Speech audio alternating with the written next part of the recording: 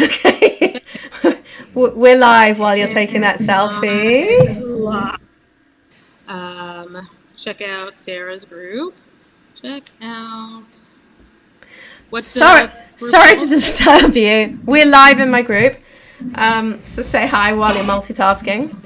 Hi, everybody in the group. How's it going? It seems like it's going great, Sarah. um, What did you ask me? Okay, so let's Facebook. see. Someone's. People will find you. Lily. Hi, Lily. Thank you for joining. So Hi, I have Lily. this like. How do you? Meaning you can see the amazing people that are joining, and I'm in the. Let me dark. show you. Let me show you. Can you see that little message in the corner? Oh, I do. Yeah. Yes, and also Lily. My God, it's been forever. Hi, Lil. And then this one. Facebook user. Hi, Facebook user. Don't you love it when it does that? Love you too. And someone loves you. Look at that. Facebook user says, love you, Devorah. Listen, that's all I need in life is random Facebook user to love me. I love you too, random Facebook user. user. Now you're going to have to say who you are. Anyway, when you finish posting to Instagram... I'm done. Man, I'm super speedy. You know me. Wait, I have to... Super fast on the gram. You are. You're very entertaining. And you always make me hungry as well. You make me so hungry. Here, I didn't even have coffee. Like, I just have my water. I felt like people would be so jealous if I'd be like, wow, look at this great coffee. But let's be honest, they'll be... Look at this, like, homemade, fantastic thing that Declan made today. Just the way it is in my life. Homemade things and all. So... I love this. So, Devorah, you're going to introduce yourself to people that don't know who you are, and then we're going to have a little discussion about how to launch your career on Crumbs. Sure, let's do it. Okay, I'm totally ready. Is there like cool music or something that like just dings me in, or I just go straight? That is so cool music. Hi everybody. Hi to Lily and hi to everybody else who is masked for me in the comments as Facebook user. So hi to all those people. If you want to put your name, I would love to know because I like knowing those things. My name is Devorah Levine Katz. I always feel the need to put the Levine in when I'm like talking formally, but you know, Devorah Katz. I'm originally from Toronto. It's part of the Commonwealth. I am reading Harry's book right now. Do you read it? No. I just feel like I need to. I feel like you just need to. Anyway, no judgment. Or you can judge me. It's fine. I made Aliyah 20-something years ago. 25, 26 years ago.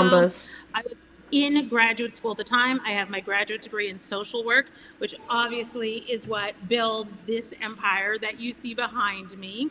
I did my final year of interning in Israel, went back to New York, to Ortsweiler, to write my thesis, and then Israel.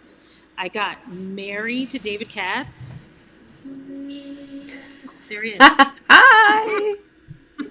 I got married to David, and we moved out. Now I feel like I lost my beautiful angle. Okay. I got married to David. We moved to Alon Shvut. I told him we would be there for 1 year. That's how much I thought I could last. It's been 24 years. We've been living in Alon Shvut. All of our kids were born into Alon Shvut life. We've been there for a long, long time. I guess now you're caught up on everything else. Yeah. This is, by the way, this is Sephora Esther Rosenzweig that says, heard one line from that book and said no. I'm with you. But there are so many lines in the book, and it really, maybe, Sarah, we should do another Facebook Live where we actually delve in. It's so long. Also, like, I feel a little bad. I do. I feel a little bad. I'm going to tell you. I just do. Okay, regardless of our feelings for Prince Harry, so, yeah. Go on. Go ahead, Sarah, you've got this. You got it. So I wanted you to come on here and talk. Tamar Schriger says it's not mandatory to read that book. Correct. You do not have to. I will not throw her out of the group if you don't read the book. So I wanted you to talk about, you know, being a business owner because, well, like you told me when we met, you haven't always been Meshek 48. At some point, you were Papa Melach, and you were things before that, and things in between that. And you're a community builder, and you collect people. I've noticed. All things that are true. Yeah. These are all things that are true. So there were like two possible titles today. One was about community building, but I just love the title of this. But it doesn't mean we can't talk about community building. What led you to give this the title of How to Launch Your Career on Crumbs? Okay, that's a great question. I think that it was a little bit tongue-in-cheek, because the truth of the matter is a lot of the major projects that I've done in my life are somehow carb connected or carb adjacent. And so when we even look back to the start of it all, I would say crumbs, which was a website that I started many, many years ago when my kids were little, and my partner, Shefa Weinstein, she also had small children at the time. So that was literally the crumbs. And we'll talk about that in a minute for a minute. And then it's sort of natural progression was Melech, which was this artisan bread bakery. And then the next step, which is Meshek 48. So it feels, first of all, wildly unexpected, this whole journey. And I love the idea of building something off of crumbs for two reasons. The people that David and I value the absolute most in this world, and the people you'll see us surrounding ourselves with, are people who are very humble and who are very wise. So this idea of like building something off of something so small, that really resonates with me. And also I totally think it's hilarious. So those were the two reasons there. But I think, meaning if we even take a step back, Sarah, feel free to interrupt at any point in time. And also, anybody who is on the live that has any questions, you could just toss it out there. Because now I'm looking on Facebook, so now I can see who everyone is. I've got my phone open. Oh, you can? Oh, you're a lucky duck. Okay. Users, but that's your focus. I'm so happy about that. Look, when my career started, it was... my undergrad degree was in psychology. My graduate degree was in social work. I was trained to be a clinical social worker. That virtually didn't happen. Journeys, which I'm a really big fan of. I think that our parents' generation sort of balks at the idea of journey. You sort of want to find a job. You want it to be stable. You want to stay in that stability until retirement. And I think in our generation, we felt a little bit freer, I think, to try new things, to really sort of create and fail and build and fail. And that feels very healthy to me. So the start of my career was going to be in clinical social work. And I actually started at Young Judea. They had a year program, Young Judea year course. And I started there as assistant director many years ago, meaning before Yael, who's my eldest, was born. So I guess 22 years ago, I started there, and I was there for a number of years as assistant director, and then as an educator, and then as a curriculum writer, and then things just evolved. So one of the things that I would say when you talk about building a business from crumbs, the first thing is always about flexibility, which is you're watching what's happening in the world, and more than what's happening, like what's trending in the world, you also sort of want to give acceptance to what's happening in your life. So when my kids were little, being the assistant director of Young Judea did not meet me in a good place, because it was, you're on the phone 24 hours a day. And I love that adrenaline, and I love that age. I mean, I love 18-year-olds. It's something that I loved so much, and it was challenging to step back from it. But at a certain point, I wanted to find what worked best for me. So that flexibility, or that understanding of it's okay to build your platform or brand out, even though in those days the word branding, I don't even know where it was, nowhere. But to sort of brand yourself as someone with flexibility didn't give you less credibility than someone who had their accounting degree and was at an accounting firm for 30 odd years. I would say that you're more than flexible, though. I would say like agile or adaptable, because even when you've opened up this place, you've done it your way. Absolutely true. I would say I am none of those words when it comes to yoga and Pilates, but I would say in the mental calisthenic world, yes, I think that there is some kind of agility that goes along with it. There is some kind of understanding that you need to be flexible. We talk about it, Sarah, you and I have talked about the pivot, almost to the point that that word it's so on brand that no one can use it anymore. It's been so overused that nobody wants to say it. But this idea of how you pivot and when you pivot. So for me, at least at the start of my career, it was really about what worked best for me and my family.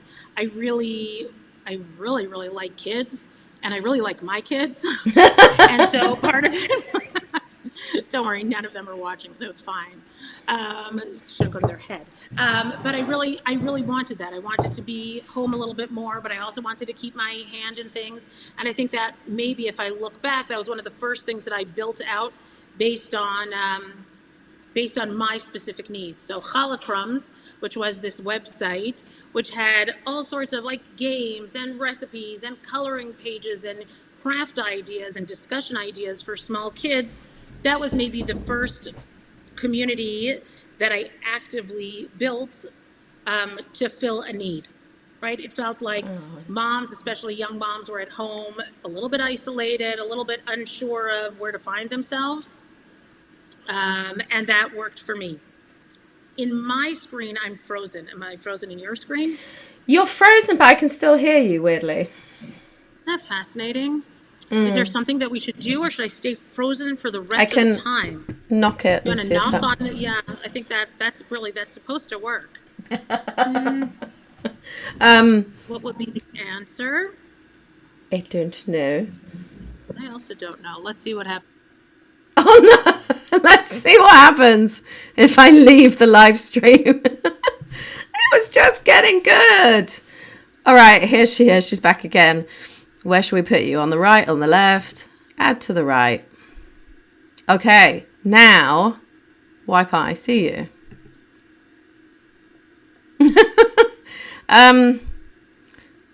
That's really strange. Wait, we've got some comments on the... we have some comments to put up. Guest is in the green room. Oh, so you mean I've added myself? That was clever. Guest is in the green room. Clever. So this person in the middle is me. Here I am. In the middle, it could be for like the Messiah. Like it could be like Eliyahu. And now I don't know how to get rid of it. This is so professional. We'll just be flexible. It's totally fine. Wait. It is true. A Facebook user here is talking about telling your kids that they need to be flexible. Look what you just did. Look at that. And the job market is changing. And I think for me, regardless if it was like the journey was created out of necessity or a need or a want that I had of remaining creative and accommodating my kids' schedules, throughout it all, I was still working. Even when I was doing crumbs, I was writing curriculum for the Lookstein Center or the I Center. Or oh my God, seriously? Yeah, is there anything you didn't do? Good for me. There are many, many things. Oh, yeah. Yeah. I'm just trying to be able to actually see these comments while you're talking. Because maybe we could see that. Yeah, there we go. Let me just see. I've told young people, including our kids, they need to be flexible in the market and have multiple skill sets. The job market is changing, like to continue to do so. Okay, so yeah, it's really interesting because, I mean, there were two things. I had two thoughts. Can't remember the first one, but the second one is multiple skill sets. In your head, it would go against this whole idea of niching down, but I think people have really misunderstood what niching means. Like for me, I agree with that. I am working with people on visibility.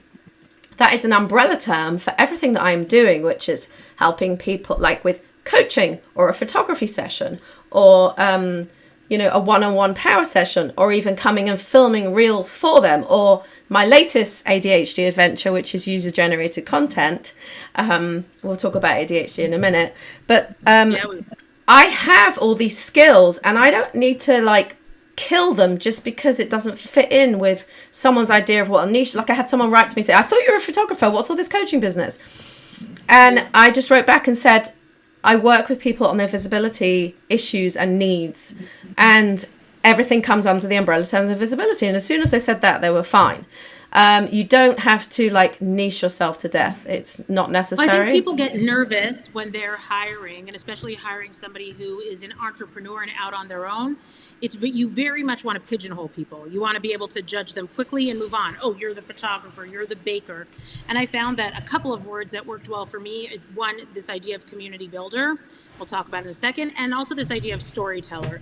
And storyteller, I think, is like this great catch-all, because in the world of marketing, or in the world of social media, or in the world of brand visibility, essentially everything that we're doing is we're telling a story, right? And then the question is how you tell that story.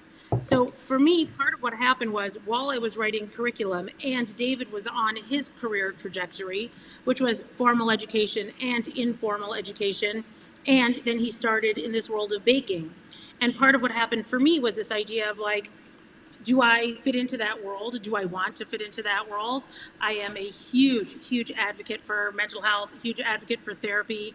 And it took me about a year of therapy to get to a place where I could say, oh, I thought my career was going down this path, even with the wiggliness of that path, which would have been in the world of education.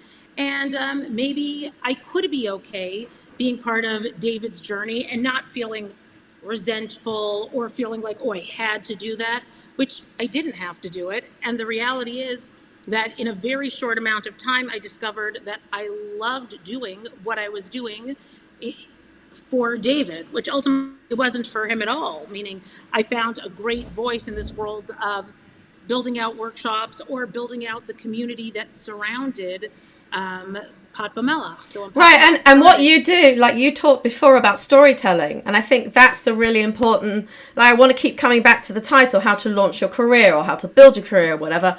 And when you said on crumbs, I was thinking like on not very much, on a low budget, without big like major funding from behind you, like bootstrapping style. How to do that? Storytelling. Tell people what you're doing. Explain to people what you're doing. I keep explaining to people, I am working with people on visibility. That is why you see me doing these different avenues that all come together. I see people doing so many different things and I can't figure out how they all connect. And it to me kind of... Well, one of the challenges for us when we started Meshek 48, after we left Papa Melech, which I'm sure the story will sort of unfold as we go. The challenges for us is I didn't have that story to tell. When people are like, what do you do? I was sort of like, I actually don't have the elevator pitch to tell you, oh, this is who we are. Because part of starting the Meshek was, on one hand, reparative, meaning we had just launched this national brand, right? Papa Melech is in 3,000 stores around the country right now, not to my credit at all, meaning to the credit of the people that took the product and built it up and built a factory and continued to go with it. But the Meshek felt very, very intimate to us, and it almost felt Kodesh, like there's a holiness to it. And I couldn't very well say like, hey, we're going to try a few things, we're going to see what works and what doesn't work. But the reality is what we're doing here now is absolutely that. But I think you did, and I think that's what it says on your website as well, that we're on this journey and let's see where it takes us. Storytelling is like, yeah, it's like, this is the story we're about to tell. I can't tell it to you in one sentence. I think people are more complicated. I think the things that we're interested in are far broader than that. So very often in branding, you'll tell somebody, oh, this is who you are, and then you're sort of stuck in that moment, but you don't need to be. Like Lily, only because your name is the only name I see, but Lily, your avenue of being in the world of health and food, I've watched you evolve and build on that until there's almost a company that far surpasses what you were doing a year ago, 2 years ago, 5 years ago. And I think part of it is that confidence to be able to say, I'm going to try something new. Maybe it isn't going to work, or maybe it will work, or how much time do I give it? So part of the Meshek was like, listen, we're here every day. Should we hire a barista? Should there be someone here just to make coffee and pastries? That's not going to be our bread and butter, meaning my revenue stream of coffee and pastries on all of my business plans is very, very small. On the other hand, well, we could try it. Let's try it for a month or two. Right, but you're taking everyone along on the journey, which if we're talking about building know, like, and trust, which is one of the most important things when we say career, this is more, I'm talking more about like if you're starting up your own business. I can't really speak to working in corporate. I worked in high tech. I think I stopped in 2006 maybe. So I can't really talk to that, but I can say, in terms of launching like your own business and developing your own business, we want people to grow to know, like, and trust us. in an authentic way. Sorry to use that word. And one way to do that is to take them along on the journey and not to be afraid to say, right, I'm trying this thing. Oh my God, the amount of things I've tried, honestly. And then I've just thought, no, why am I doing it like that? That doesn't make sense. Nix that, forget that, move on. And I think that's part of the way our brains work as well.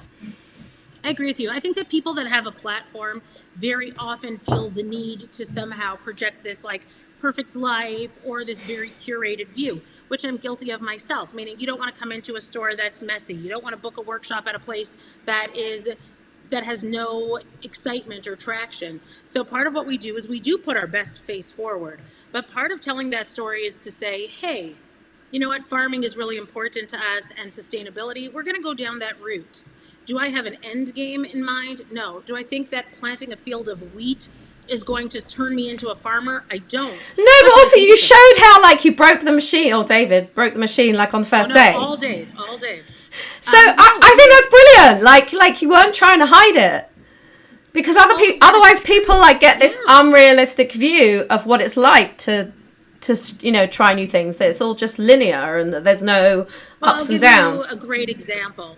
Meaning for Papa Melech, we had started Papa Melech just the two of us. And over time, it had grown and grown and grown. And I guess if we talk about the way of the world of flexibility and pivoting, I would say to be a food business during Corona was, meaning I could write a book just on that. Because all of a sudden, your revenue streams are events that are canceled, workshops and there's no tourism, a restaurant and no one can come in, and a bakery. And then it's not only feeling responsible to me and to David and to feeding our children, but we had a huge staff. And so it's feeling responsible to our staff, knowing that we have to let a bunch of people go right at the start, and sort of assessing and reassessing what can be done to get through it. And that was something that we worked through again and again and again. And it wasn't that you had one meeting and decided, oh, this is what we're going to do, but you had one meeting and another meeting and another meeting, because all was literally an exercise in humility, because it was there, but for the grace of God, go I. Meaning you don't know who is going to be out, who's going to be quarantined, who will have COVID, will it spread to the whole bakery? And we actually segmented our staff so that, oh, if these people are sick, that's the back of the house, the front of the house can still work. The front of the house can still work. They can take on these 3 items, like for any eventuality we could think of. And there were a million more that we couldn't think of. But it became this constant thought exercise. There was never a moment, and even to this day, there's never a moment that I'm like, oh, we got it. Yeah, we got it. We can sit still now. There's no. First of all, I don't enjoy the sitting still. And also there's no inherent value in that, because for me, I love the hustle. I love the idea of like, we're waking up this morning. What are we doing? How are we getting it done? Who are we bringing in to do it? So that for me is always, always exciting. That's at least my sense of things. I'm going to do another crumb moment. Okay. Okay. By the way, this comment is from Hillary. It's gone now. I think it said Kushner. Does that make sense? I like the idea that life isn't perfect and it's okay to be good enough. It is always okay to be good enough. And I would even say good enough is great. Meaning life isn't perfect. And sometimes you just need to be curled up watching Netflix. And that's okay too. I think part of, and I would even say leaving Papa Melech and starting the Meshek, there's a part of me that knows that we did it too quickly. Because like there's a part of me that was like, oh, it's okay to stop. But my brain doesn't want to stop. And this was a great idea. And this allowed me to continue working with David, which again, through therapy, we were like, do we continue working together? Maybe we just get normal people jobs. What would life look like if I could just write content all day in sweatpants? Who knew? Meaning that this also allowed Dikla, who was at Papa Melech, to join us. Like there was a lot riding on how we start and when we start and what we sort of offer at the beginning, and that to me was really significant. Look, even give me another crumb. Right, I got you. Right. Yeah, go on. When we were deciding what to name the bakery, and we had a whole bunch of different names, none of them made it to the final cut. Dov Abramson, our graphics guy, his team was coming up with a bunch of visual branding for us, and he came up with the name Pat B'Melech, which has been mispronounced and missaid, misspoken. It is a terrible idea for a name, right? The cha in it, the Hebrew of it, like, meaning it totally limits you, except that it was brilliant. Meaning, mamash zanitfas, it really caught on. But what's the terminology? What's the idea behind it? Is that it's a Mishnah in Pirkei Avot, an ethics of our Father, and the discussion is about what do you need in life? Like, what are the important things in life? And really, it says pat b'melach. You need a slice of bread with a little bit of salt. And David and I thought, well, this is exactly what we're talking about. What we want to do, look, you're never going to make millions off of selling a loaf of bread and another loaf of bread and another. But every journey starts with crumbs. It starts with a little bit of a dream that you've had, or an idea that you've had, or some savings that you've had. I like and this. So the pat b'melach for us was like, oh, you start with a humble beginning, right? You start with your slice of bread. You start with your little bit of salt, and then you move on. Right. So that for us worked. On that note, first of all, Facebook user who is Lauren Azilev says, in leggings, translating and writing all day, love it, plus get to walk for an hour most days. Amazing. Nothing wrong with wearing leggings. I saw that Bayla from Veg It Out has joined the live. I don't know if she's left by now. I wanted to just try and tell her to stay because I wanted to mention her in terms of building from crumbs, because I've watched her build and I do talk about her a lot. I don't always tell her that I'm talking about her. Someone said hi. Is that Bayla? Yes, you are here. Good. So I did a live with Bayla a while back, and I explained to her that she was the first person to use this term with me of like bootstrapping. I didn't know what it meant. She had to explain it to me. The idea that you get started, and she's a systems girl, so she's much more like, I'm quite techie, but it's on another level. But you get started with your company, in her case, Veg It Out, which is a vegan bowls delivery service. And you start off just delivering locally. And you start off creating the bowls in your kitchen. And the bags that you're delivering come from Rummy Levy. They're not branded. And it's your kitchen, it's your car that's delivering. And that's how you start. Then you start branching out to different places. And when you have enough money, you invest in branded bags. And when you have enough to invest in a driver, you get someone else to do the driving for you, and you branch out to more and more. And it keeps growing. And there's an end goal in sight, but you always like it. I have learned so much from watching Bayla because, you know, again, like I'm doing this on TikTok. Of course, I have to be on a fourth platform. On TikTok, I'm doing user-generated content. So I'm actually creating something for Bayla today, creating videos that she could post on TikTok of me eating her yummy bowls and making pretty pictures for them and things like that.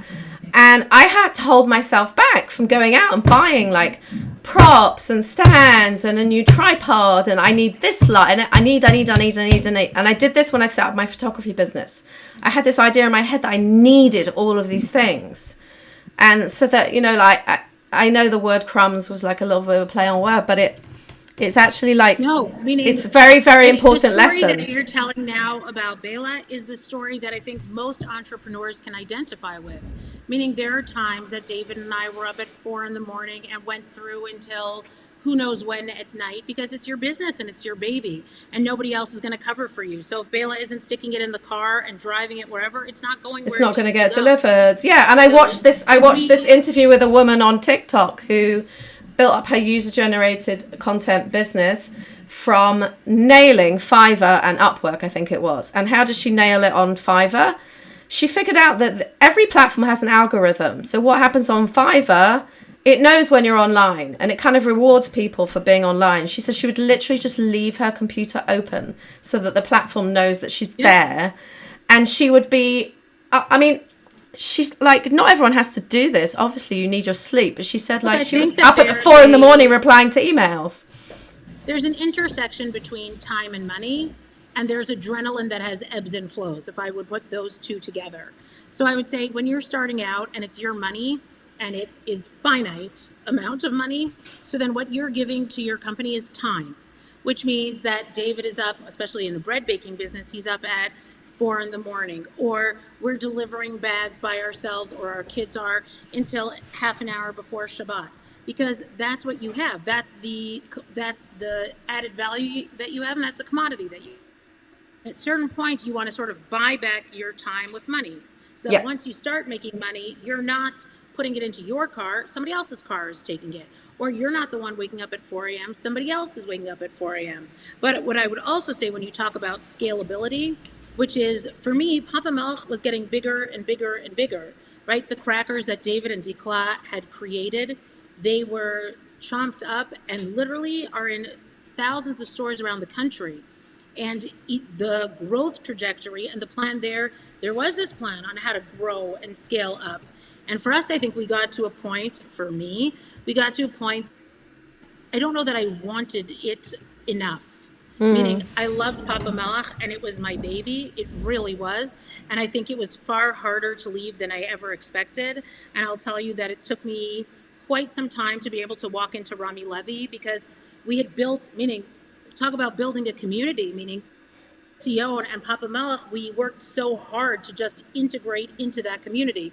We were sponsoring B'nai Akivas, and we were sponsoring the baseball team, and we were part of, giving food to single moms weekly, and we were donating, meaning we're a value-based business, and that was totally our value.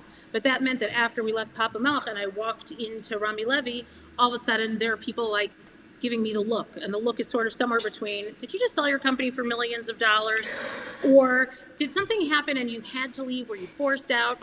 And meaning, my story is my story, but I'm not sharing my story at the cheese counter in Rami Levy. So there were a couple of times that I literally walked in, I was like, oh, I gotta walk out.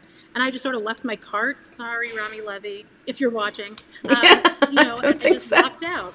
And so part of it is, to start Meshek is to be small again.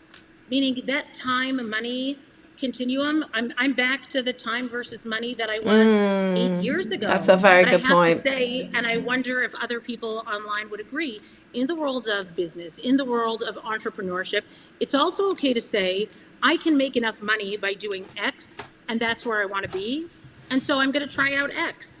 It doesn't necessarily need to be, I'm a national brand, now I'm going to launch 6 more products, and that's going to get me to the next stage, and that's going to... Right, I was going to say, not everyone wants that. Not everyone wants that. It's okay for it to be like at a level where you feel like it's enough, it's great, it's comfortable, it can pay for X, Y, Z, and that's great, and we can leave it there. I also talk about the adrenaline that comes, the adrenaline that courses through you when you're starting something new, especially Papa Melech, it's endless. Meaning you have so many ideas, you're not sleeping at night. I just had a great meeting. Another community that I love building is, Dave and we live in Alon Shvut, and one of the programs that they do there sometimes is you adopt a year of B'nai Akiva, like a shevet of B'nai Akiva, when they turn 16. So instead of like running around the streets on a Friday night or Shabbat day, they're just all hanging out at your house. That's a lot of people.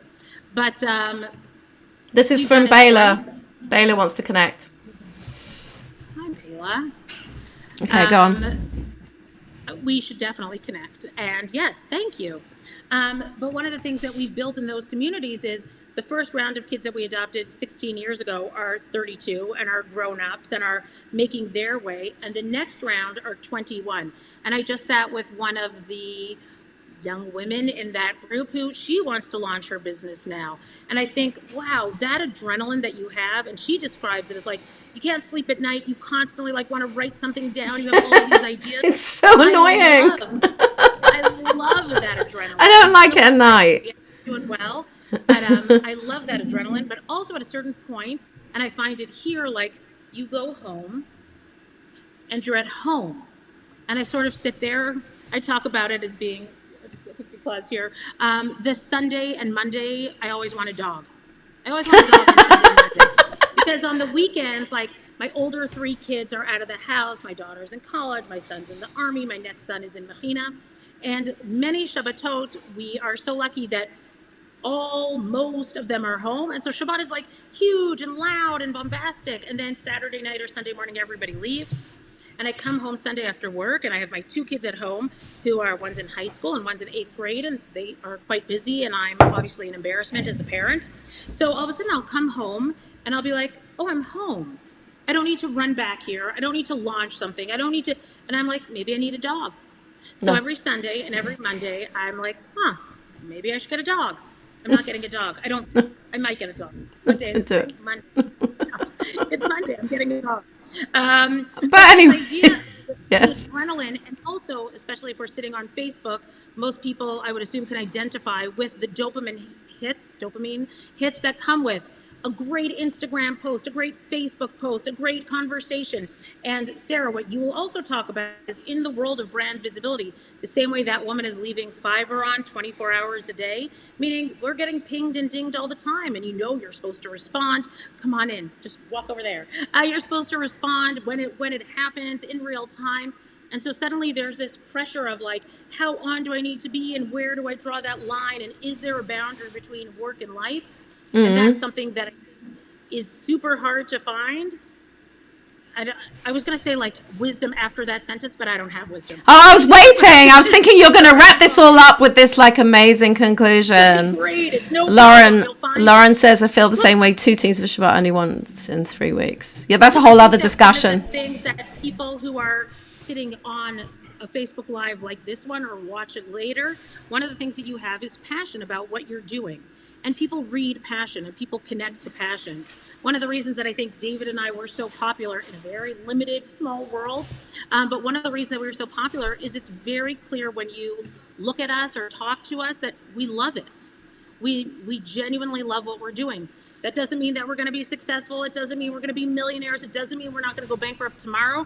And almost all of those things are irrelevant to the conversation, because if in the moment that you're in right now, you feel passionate about what you're doing and you can tell that story, and it's a good story by virtue of the fact that you've started somewhere small and you've worked your way up and you've bootstrapped it, all of that tells a great story.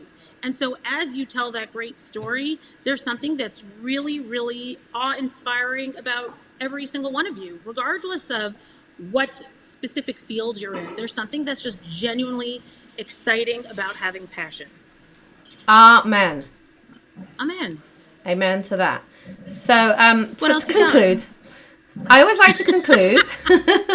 To conclude.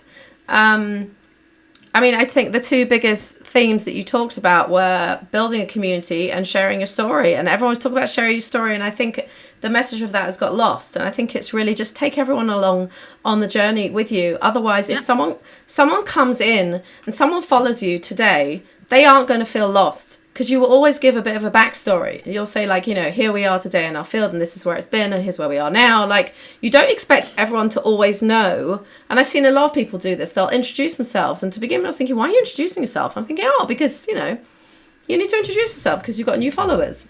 It's really, really important. People will post their stories with absolutely no context. I'm definitely guilty of doing it sometimes, but yeah, bring us along for the journey. Don't assume that we know how you got started. Don't assume that we know everything that you have to offer. We don't. We're confused. Also, everybody has a journey that they want to go on, or everybody has a dream in their back pocket. And some people pull it out and try, and most people don't.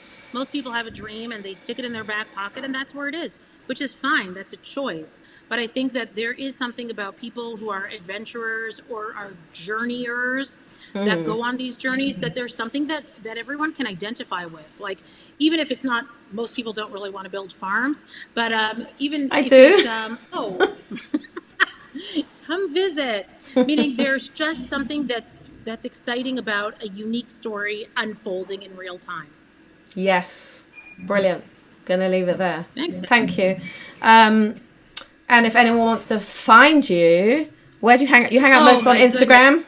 First of all, anybody who wants to find me should just get in their car and put Meshach 48 into Waze and just come hang out with me. Just here at drive till you get to the blue building with the tree inside it. Just go and go and go.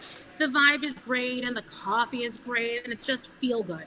If you don't want to do that and it's too far away, or you just don't want to do that, find us on Facebook on Meshach 48. Find my personal Facebook page, Devorah Katz. Find me on Instagram as Meshach 48, LinkedIn, Twitter, Pinterest, all the places that you would assume people are. That's where I am. Fantastic. Thank you. Was great. Thank you so much for having me. I don't want to make y'all jealous, but I'm saving my second cup of coffee until I finished, and that is now. Enjoy. Bye. Everybody, thank you so much.